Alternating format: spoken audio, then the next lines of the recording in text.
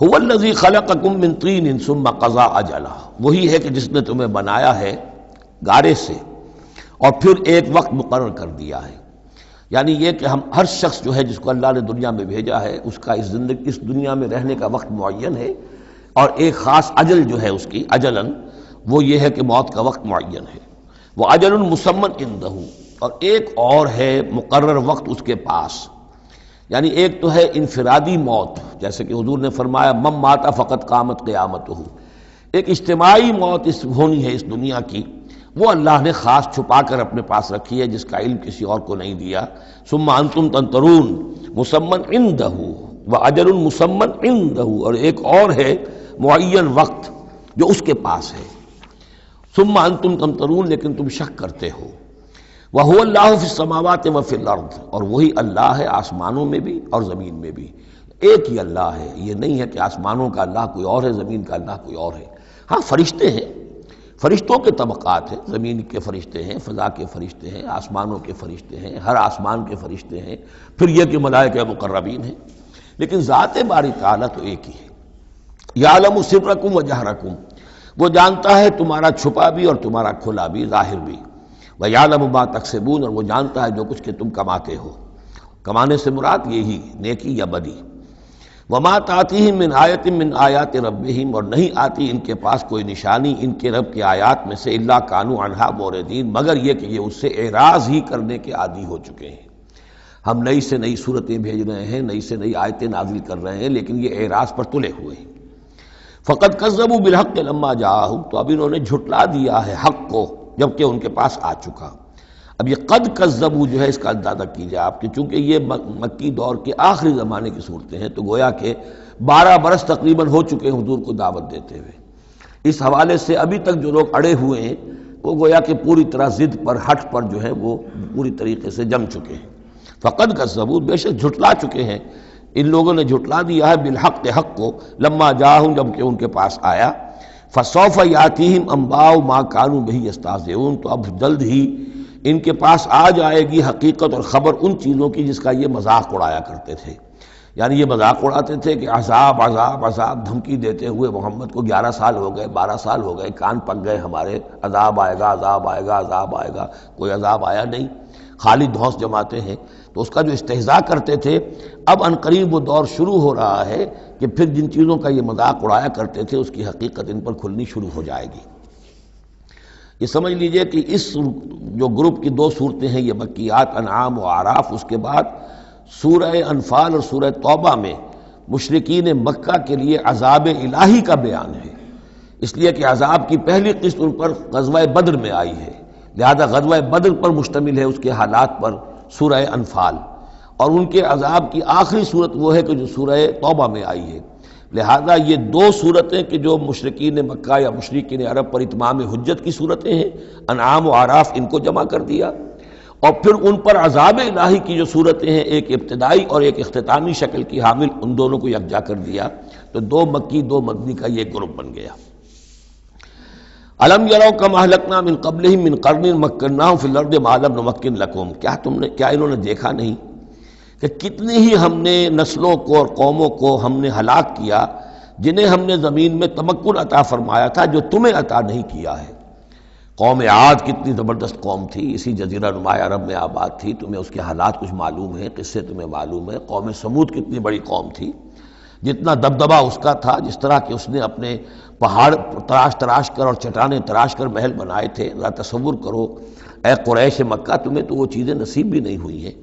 تو جب ہم نے انہیں ہلاک کر دیا، وَأَرْسَلْنَا السَّمَاءَ عَلَيْهِم مِدْرَارًا، اور ہم نے ان پر آسمان بھیجا موسلا دھار، یعنی ان پر خوب بارشیں برسائیں ہم نے. اور بارش ظاہر بات ہے ماہ مبارک کا ہوتا ہے، اس سے زمین کی رویدگی نکلتی ہے. وَجَعَلْنَا الْأَنْهَارَ تَجْرِي مِن تَحْتِهِمْ، اور ہم نے دریا بہا دیے، نہریں بہا دیے ان کے دامن میں، ان کے نیچے. فَأَهْلَكْنَاهُمْ بِذُنُوبِهِمْ، تو ان کو بھی ہم نے ان کے گناہوں کے پاداش اور اعراض اور کفر کے پاداش میں ہلاک کر دیا. تو مطلب یہ ہے کہ پھر تم کس کھیت کی مولی ہو، تم کیا سمجھتے ہو کہ تمہارے ساتھ اللہ تعالیٰ کی سنت اور اللہ کا قانون بدل جائے گا. وَأَنشَأْنَا مِن بَعْدِهِمْ قَرْنًا آخَرِينَ، اور ہم نے ہر ایک کو ہلاک کرنے کے بعد پھر ایک اور قوم کو اور ایک اور نسل کو اٹھا دیا. وَلَوْ نَزَّلْنَا عَلَيْكَ كِتَابًا فِي قِرْطَاسٍ، اب یہ اصل میں اس آیت کو سمجھ لیجیے، آیت نمبر 7 جو ہے یہ اس سورہ مبارکہ کا سب سے بڑا مرکزی مضمون ہے کہ حضور پر آخری دباؤ ڈال دیا تھا قریش نے کہ آپ اگر رسول ہیں اور رسالت اپنی ہم سے بنوانا چاہتے ہیں تو کوئی حصی معجزہ ہمیں دکھائیے، ایسا معجزہ جو اب اپنی آنکھوں سے دیکھیں۔ مردہ کو زندہ کیجئے، آسمان پہ چڑھ کے دکھائیے، مکے میں ابھی کوئی باغ بنا دیجئے، یہاں کوئی چشمہ نیا نکال دیجئے، کوئی سونے چاندی کا محل دکھا دیجئے، آسمان سے اترتے ہوئے کتاب لے کر اترتے ہوئے ہم دیکھیں آپ کو۔ تو یہ ان کی طرف سے تقاضا جو ہے زور پکڑتے اور یہ آپ دیکھیں کہ مسلسل چلے گا معاملہ۔ اب یہ اللہ تعالیٰ کی طرف سے فیصلہ یہ تھا کہ ہم نے ایسا کوئی معجزہ نہیں دکھانا۔ اب یوں سمجھیں آپ کہ یہ چکی کے دو پارٹ تھے جن کے درمیان حضور صلی اللہ علیہ وسلم کی ذات آ گئی۔ بظاہر لوگوں پر یہ اثر پڑ رہا ہے کہ بھئی ہمارے جو یہ سردار ہیں قریش کے ٹھیک ہی تو کہہ رہے ہیں، عوام الناس کے اوپر یہ اثر پڑ رہا ہے کہ یہ رسالت کے مدعی ہیں، نبوت کے مدعی ہیں۔ موسیٰ نے کیسے معجزے دکھائے تھے یہ خود بتاتے ہیں، عیسیٰ نے کیسے معجزے دکھائے تھے یہ خود بیان کرتے ہیں، کیا وجہ ہے پھر کیوں نہیں معجزہ دکھاتے؟ تو گویا کہ ان کے لیڈروں نے عوام کی مت مار دی تھی، اور عوام جو ہیں وہ کہہ رہے تھے کہ گویا کہ ان کی حجت محمد پر قائم ہو چکی ہے صلی اللہ علیہ وسلم۔ ادھر اللہ کا فیصلہ یہ ہے کہ ہم نے ایسا معجزہ نہیں دکھانا، جو بھی حق کا طالب ہے قرآن ہم نے نازل کر دیا ہے، یہی معجزہ ہے۔ تو یہ جو ہے رد و قضا اس میں جو ہو رہی ہے، اور اس میں واقعہ یہ ہے کہ کسی جگہ پر تو جا کر انسان کانپ اٹھتا ہے تصور کر کے کہ حضور صلی اللہ علیہ وسلم کی جو جان تھی، جان مبارک آپ کی کس قدر ضیق میں آ چکی تھی۔ ادھر اللہ کا فیصلہ اٹل ہے، ہم نے نہیں دکھانا، ادھر وہ کہہ رہے دکھاؤ، اگر تم ہو واقعی، اگر نبی ہو رسول ہو تو معجزہ کیوں نہیں دکھاتے؟ تو اس کے درمیان گویا کہ ان کے لیے، اور یہ اس کا مرکزی مضمون ہے صورت کا، اور کچھ آگے چل کر جب یہ اپنے کلائمیکس کو پہنچے گا تو واقعہ یہ کہ رونگٹے کھڑے ہو جاتے ہیں۔ فرمایا وَلَوْ نَزَّلْنَا عَلَيْكَ كِتَابًا فِي قِرْطَاسٍ، اگر ہم نے اتار دی ان پر کوئی کتاب جو کہ کاغذوں میں لکھی ہوئی ہے، فَلَمَسُوهُ، اور وہ اسے چھو بھی لیں بِأَيْدِيهِمْ اپنے ہاتھوں سے، لَقَالَ الَّذِينَ كَفَرُوا إِنْ هَذَا إِلَّا سِحْرٌ مُبِينٌ، اس وقت بھی یہ کافر یہی کہیں گے کہ یہ تو کھلا جادو ہے، ہماری آنکھوں پر اثر ہو گیا تھا، ہماری نظر بندی کر دی گئی تھی۔ جس نے نہیں ماننا اس نے نہیں ماننا ہے، البتہ ہوگا کیا، ہم ایسا معجزہ دکھا دیں گے تو مہلت ختم ہو جائے گی، پھر فوراً عذاب آئے گا۔ اس لیے ابھی ہماری رحمت کا تقاضا یہ ہے، ہم انہیں مہلت اور دینا چاہتے ہیں، ابھی اور اس کو دودھ کو بلونا ہے، شاید اس میں سے کچھ اور مکھن بھی نکل آئے، اس لیے ہم معجزہ نہیں دکھا رہے۔ معجزہ دکھائیں گے مہلت ختم ہو جائے گی، عذاب فوراً آ جائے گا۔ وَقَالُوا لَوْلَا أُنزِلَ عَلَيْهِ مَلَكٌ، اور وہ کہتے ہیں کیوں نہیں اترا ان کے اوپر کوئی فرشتہ، اوپر سے کوئی فرشتہ جو ہے پروں سے آتا دیکھتے ہم کہ ہاں آ رہا ہے۔ وَلَوْ أَنزَلْنَا مَلَكًا، اور اگر ہم نے فرشتہ اتار دیا ہوتا، لَقُضِيَ الْأَمْرُ ثُمَّ لَا يُنظَرُونَ، پھر تو فیصلہ ہی چکا دیا جاتا، پھر انہیں کوئی مہلت نہ ملتی۔ یعنی یہ کہ یہ ساری جو آزمائش ہے اس دنیا کی زندگی میں، وہ تو غیب کے پردے کی وجہ سے تو آزمائش ہے، غیب کا پردہ اٹھ جائے امتحان ختم، پھر تو نتیجے کے ڈکلیئر کرنے کا وقت آ جائے گا۔ یہ تو امتحان جو ہے سارا وہ اس غیب ہی کی وجہ سے تو ہے۔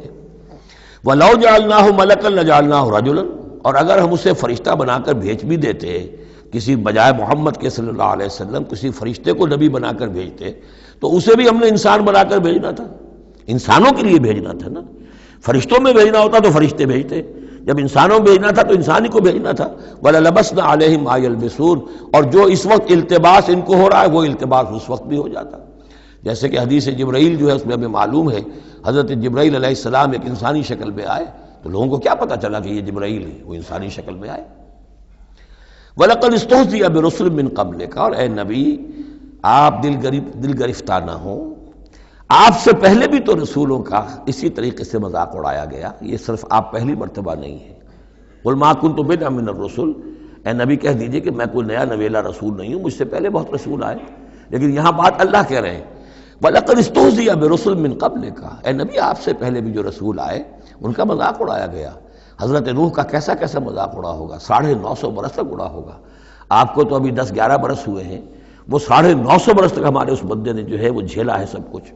فَحَاقَ بِالَّذِينَ سَخِرُوا مِنْهُمْ مَا كَانُوا بِهِ يَسْتَهْزِئُونَ، بالآخر پھر گھیر لیا ان لوگوں کو کہ جو ہنسی مذاق اڑاتے تھے اسی چیز نے جس کا وہ استہزاء کرتے تھے۔ معاملہ وقت کا ہے، ٹائم فیکٹر کے سوا کچھ نہیں ہے۔ ابھی آپ کہہ رہے ہیں کہ کوئی جلدی سے ان کو دکھائی دیا جائے تاکہ ان کی زبانیں تو بند ہو جائیں کم وقتوں کی، لیکن یہ کہ نہیں، ہماری حکمت میں ابھی نہیں ہے کہ ہم کوئی ایسا معجزہ دکھائیں۔ قل سیروا فی الارض ثم انظروا کیف کان عاقبۃ المکذبین، اے نبی ان سے کہیے گھومو پھرو زمین کے اندر اور دیکھو کیا انجام ہوا ہے جھٹلانے والوں کا۔ تمہارے ہی اس جزیرہ نما عرب میں قوم عاد، قوم ثمود، یہ سب کے سب تھے، اور جب تم جاتے ہو شام کی طرف سفر کرتے ہو، قافلے لے کے جاتے ہو، تو وہاں قوم مدین کے مسکن بھی آتے ہیں، قوم لوط کے شہر بھی آتے ہیں، یہ سب تم دیکھتے ہو۔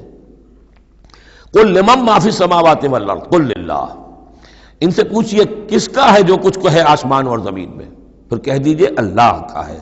کتب علی نفسہ الرحمہ، اور یہ اصل میں کہنا کس اعتبار سے ہے کہ مشرکین مکہ بھی یہ مانتے تھے مالک اور خالق اللہ ہے۔ ہمارے معبودوں کا مسئلہ تو یہ ہے کہ ہؤلاء شفعاؤنا عند اللہ، یہ ہماری شفاعت کریں گے اللہ کے پاس۔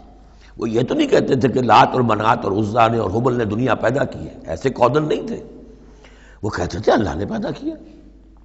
وَلَئِن سَأَلْتَهُم مَّنْ خَلَقَ السَّمَاوَاتِ وَالْأَرْضَ لَيَقُولُنَّ اللَّهُ، اے نبی آپ ان سے پوچھیں گے آسمان اور زمین کس نے بنائے، کہیں گے اللہ نے بنائے۔ تو وہ کوئی کائنات کی تخلیق میں اس کے مالک ہونے میں شرک نہیں کرتے تھے۔ شرک ان کا کیا تھا، یہ بڑے چہیتے ہیں، لاڈلے ہیں، اونچے مقام ہے، یہ ہمیں چھڑوا لیں گے، یہ شرک تھا۔ کتب علی نفسہ الرحمہ، اس نے اپنے اوپر رحمت کو لازم کر لیا ہے، یہ کتبہ اللہ نے لکھ لیا ہے، علی نفسہ ہی اپنے اوپر، یعنی یہ لزوم اللہ اپنے اوپر کوئی شے لازم کر لے، ہم کوئی شے اللہ پر خود لازم قرار نہیں دے سکتے۔ کتب علی نفسہ الرحمہ لیجمعنکم الی یوم القیامۃ لا ریب فیہ، وہ لازماً جمع کرے گا تمہیں قیامت کے دن کہ جس میں کوئی شک نہیں ہے۔ والذین خسروا انفسہم فہم لا یؤمنون، تو جو لوگ اپنے آپ کو خسارے میں ڈالنے کا فیصلہ کر چکے ہیں وہ ایمان نہیں لائیں گے۔ یہاں ایک نقطہ ہے، ذرا غور کرنے کی بات ہے کہ یہ رحمت کا اظہار کیسے ہوا۔ کتب علی نفسہ الرحمہ لیجمعنکم الی یوم القیامہ، قیامت کے دن تو مار پڑے گی، سزا پڑے گی، سختیاں ہوں گی۔ اہل ایمان کے لیے یہ رحمت کا ظہور ہوگا، یہاں رخ ہے اہل ایمان کے لیے، انبیاء و رسل کے لیے، صدیقین اور شہداء کے لیے، صالحین کے لیے۔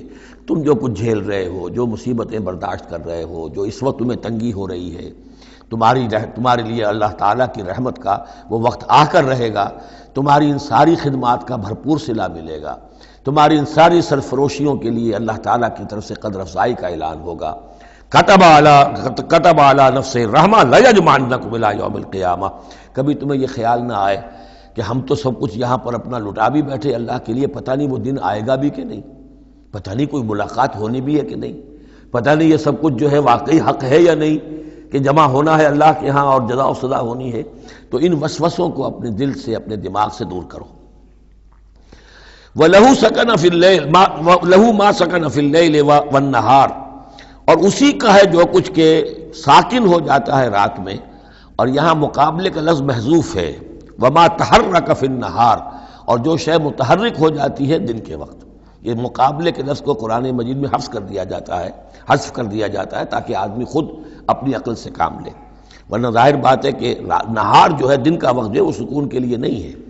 وَلَهُ مَا سَكَنَ فِي اللَّيْلِ وَمَا تَحَرَّكَ فِي النَّهَارِ، وہ اسی کا ہے جو کچھ کے رات کے وقت سکون پکڑتا ہے اور دن کے وقت متحرک ہو جاتا ہے۔ وَهُوَ السَّمِيعُ الْعَلِيمُ، وہ سب کچھ سننے والا اور جاننے والا ہے۔